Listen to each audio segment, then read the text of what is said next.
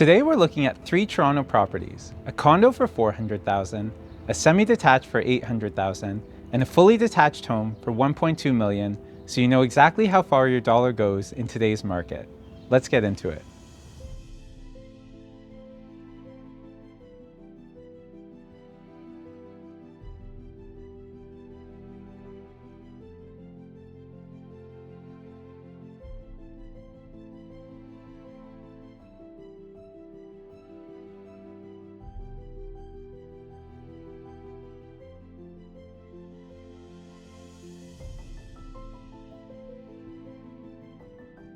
So we're inside the condo, which is $400,000 for under 500 square feet of living space. Let's take a look. You have the lined kitchen, which is really common in a lot of these newer buildings, with the built-in element stove. They have this unit nicely staged, so this is where you would set up your living room space.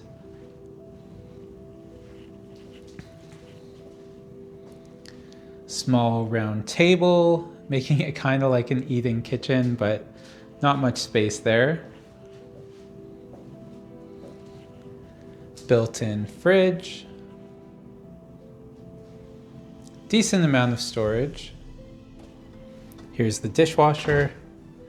That's actually a full-size dishwasher, despite it being a smaller condo.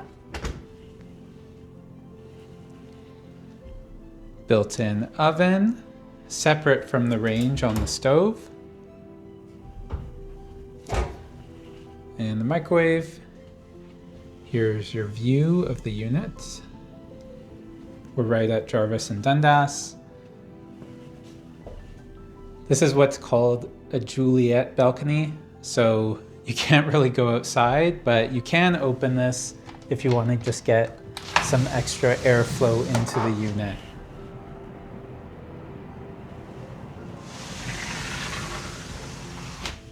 They have a small desk space over here to give you an idea of how you could set the space up. I think overall this is probably the best use of space for a unit this size. You don't really have a ton of room to move things around. The ceiling height's also pretty nice. It's about 10-foot ceilings in the living room area. We have your main closet, which is a double door closet. And then a 4-piece washroom. This building is fairly new, just about 2 years old, so you can see it hasn't really been lived in very much. Marble style vanity. Extra storage on the side.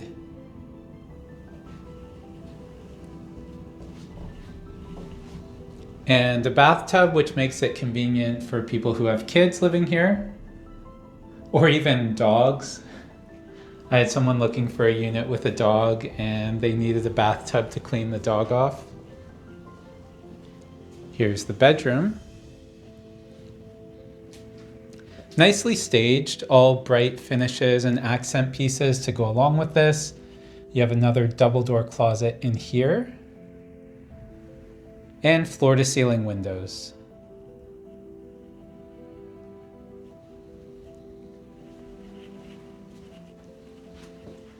This is your view from the bedroom. Cranes, downtown Toronto, always cranes. Unlimited, never-ending cranes for more and more construction. Overall, I'd say this unit is actually quite good, considering it's about $400,000. The downsides are there's no parking, there's no extra storage with the unit, so you have to fit everything into these 2 closet spaces here.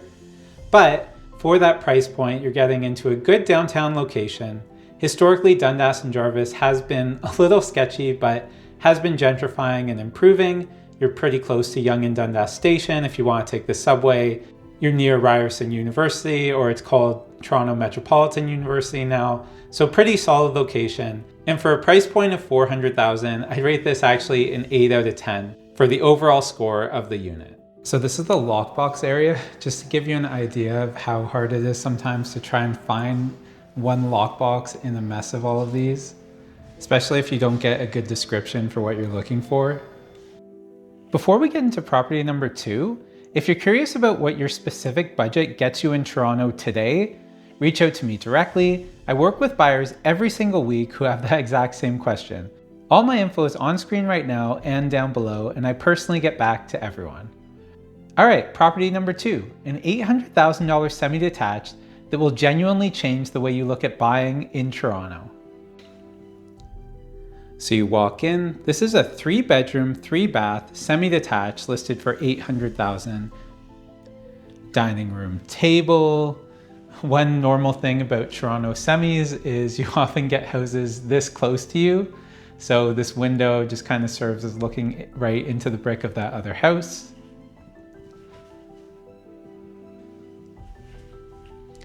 Open kitchen with the waterfall island. You have a gold accented quartz countertop, stainless steel appliances,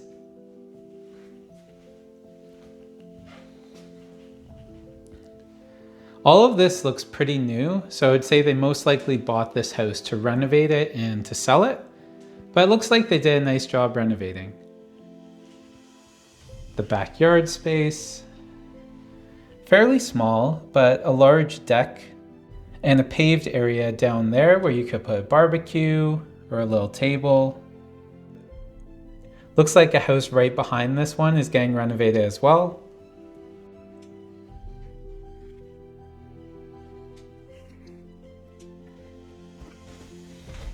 This basement is pretty short. I can barely stand up here and I'm just about 5'10", but they have finished it. You do have your new laundry here that looks like it's never been used, like a lot of things in this house. This is your mechanical room. And you have a 3-piece washroom with a walk-in shower. Nicely finished, all bright finishes. Now at the beginning of this video, I said I'd let you know what a cosmetic renovation looks like or some signs of that. Well, this right here, this drain is a sign of that. Just pretty sloppily done. The cutting out of the tile is not very clean at all. So things like this are things to look out when you're looking for a property. I will say I've only seen a couple instances of things like that in this home, and the price tag of $800,000 still, in my opinion, makes it pretty attractive. But you do have to be careful when you're buying something that's been renovated like this.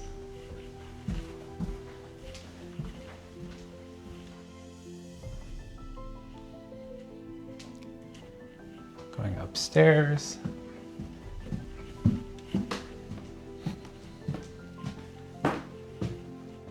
You have a 4-piece washroom with some nice neutral and bright finishes, as well as black accents to give it an elegant look.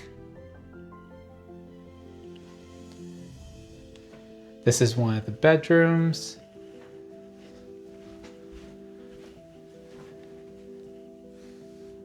Fairly tight in here. This is a single bed, but you do have a large window. The hallway space.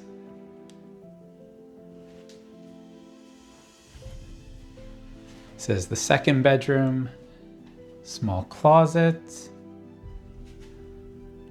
And just like downstairs, looking through that same window on this side of the house, you're really close to the house beside you. So this window kind of just looks right into that one.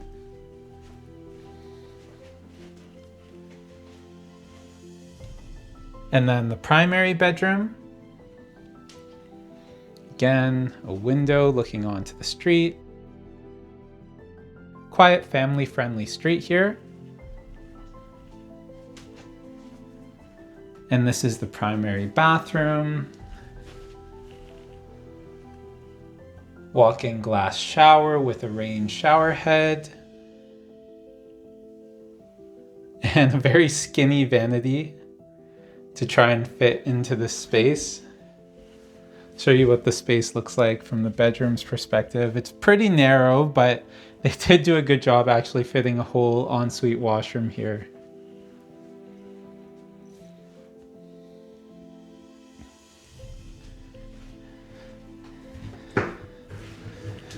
And again, just like the basement, we do have this drain in the shower that is done pretty sloppily, I would say. Just not a lot of attention to detail that you would hope for a house that was newly renovated. So overall for property number 2, I mean, getting a semi-detached 3-bedroom, 3-bath, we're just around Bloor West here, so it's a very good location. For $800,000, it's hard to beat. One of the downsides is you have no parking here actually, which is fairly common with some of the semis in this area, but you do get a nicely renovated, open concept 3-bedroom home for a price point that's pretty rare to find in Toronto. Overall, I'd rate this semi-detached a 9 out of 10 just because of the insane value for getting a 3-bedroom, 3-bath, nicely renovated home in such a prime location for $800,000. Okay, so we're inside the detached here, and you actually walk into this lovely mudroom that adds a lot of extra space at the front. You have room to take off your shoes without getting the rest of the house dirty. And this is the main space. So it's a bright open kitchen, modern finishes, the quartz countertops. I've said this in other videos, but I like the gold accents. We have the similar type of accents, and actually our quartz is pretty similar to this, along with the blue cupboards at the bottom, similar to ours as well, and the island. So I'm kind of partial to this type of look. Gold faucet, nice double window by the sink, stainless steel appliances.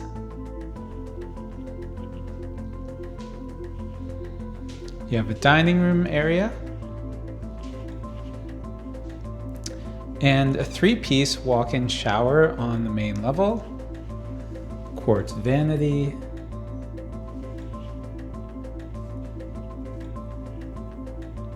Now I think this house used to be separated into different rental units, which is why you have this section here. They list this as another bedroom, but it kind of works as a self-contained rental unit. Has its own sink. You just need to get a hot plate or something to cook the food, and then the fridge. This is the backyard. Pretty good space. On the deck, you could have a barbecue set up. And then you have kind of a sunken washroom here, a 3-piece, the walk-in shower.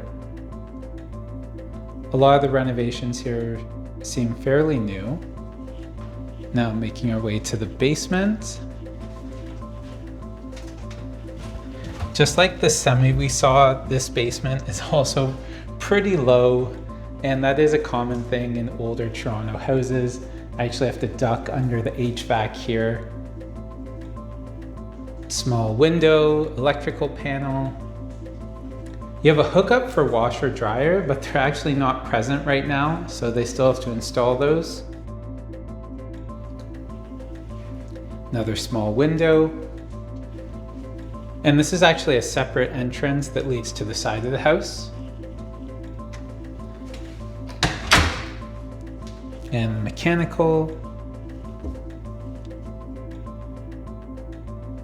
Tankless hot water heater over here. Looks like copper piping, which is definitely solid. Nice double window by the dining room space. Pot lights throughout the house, which makes it feel bright and airy.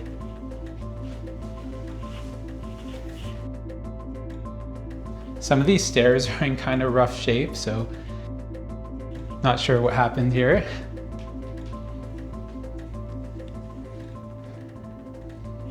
Now on the second level, you have this 4-piece washroom, the subway tiles, and the stainless steel shower heads. Quartz vanity.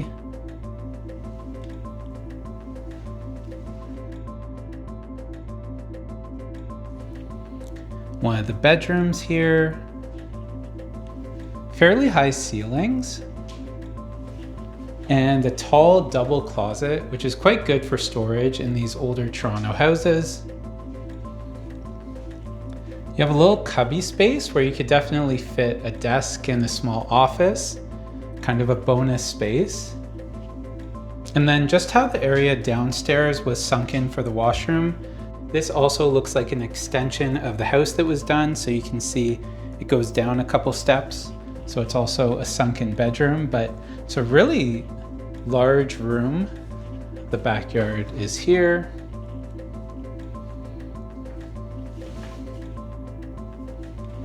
High ceilings. And they did manage to barely fit a powder room here.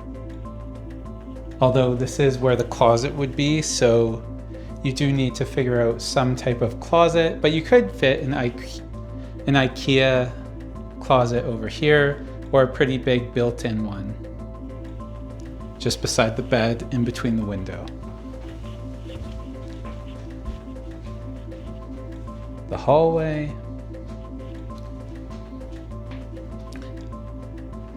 Oversized windows, letting lots of natural light in. And another bedroom with vaulted ceilings. Makes it feel larger in here whenever the ceilings are this height. And a double door closet.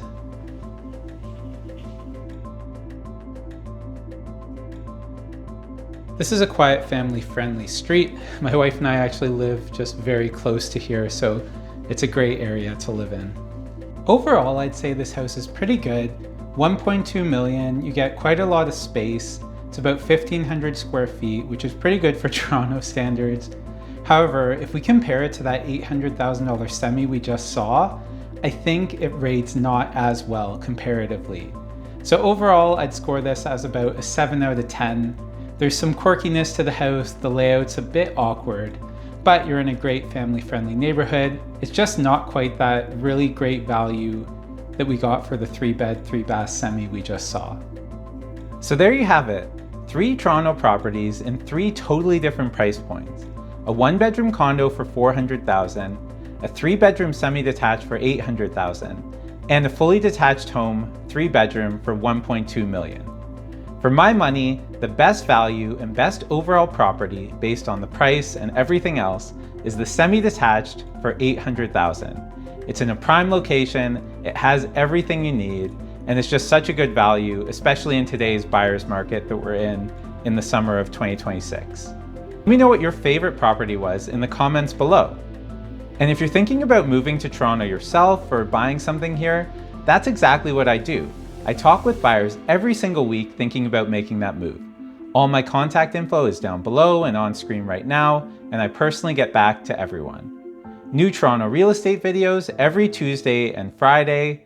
My name's Jordan Abrams. This is Living in Toronto. I'll see you around town.